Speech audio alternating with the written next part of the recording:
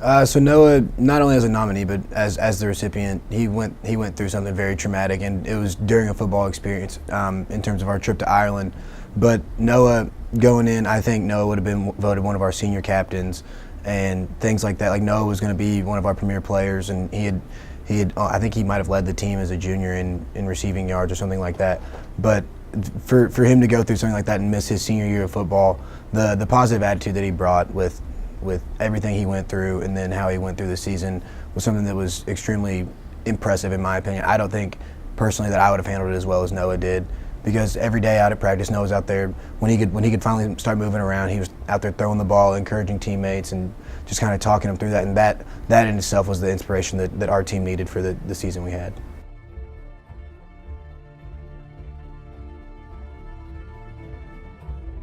Coach Conley continues ahead of us, and to see if there was another way we could make it down to the shoreline, and so he slides down this rock, and Noah, being the selfless person that he is, reaches for him, and the moment he reaches for him, he loses his footing as well. So now they are both sliding down this rock. And really a freak accident, as there was no danger before this moment, and just within a couple seconds, things take a turn for the worse, really. I remember I had limited service, and I kept just I was like, I got to check my phone. Like everybody's saying something happened, and I was just like, I knew something was wrong. I didn't know who it was, and then finally finding out it was Noah. It was one of those things. Like, honestly, I've told Noah this jokingly. I was like, Noah, you kind of ruined a good play for me. I wanted to see it, but it was one of those things you don't care about that stuff anymore when something like that happens. And I wish I could have been there, because I think I would have been one of the first people to go see him. But it was one of those things you don't forget those moments. The natural reaction for most people is going to be, why me? Or, oh my goodness, this is terrible. I can't believe it. And he was immediately outside of himself, thinking about others, which it doesn't surprise me knowing who he is, but the circumstances, it's still really shocking, yeah, but also just so commendable. It's you don't see people with that kind of selflessness these days, and to see Noah, he treated it like, hey, here's an amazing opportunity where most people would not have been able to find the gratitude in those circumstances. He really did. He did not allow his injury in no way to hold him back from still contributing to the team's success, really. And the contributions that he made still had the same effect as if he was on the field playing with us. Yeah, first I asked for permission first. I was like, I don't want to take it away from you if you want to wear it on the sideline, and he was all for it. And I was just like, man, it was one of those things going into the senior year. Me and Noah have had a bond since we were freshmen, not only on the football field but off the football field. We do a lot of things together, and just being able to still have that number out there, because he takes pride. Noah takes pride in everything that he does, and football is something he took a lot of pride in. And he understood that I took pride in it too, and being able to be that friend that was out there wearing it was something that I wanted to do, and I'm glad that it was reciprocated by Noah.